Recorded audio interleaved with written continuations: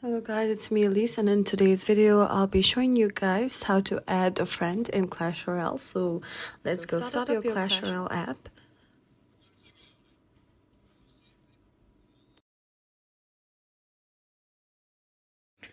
And click on the friends icon that is on the left side to the globe with the crown on top of claim. This opens this page. Then you can click on the invite friend button.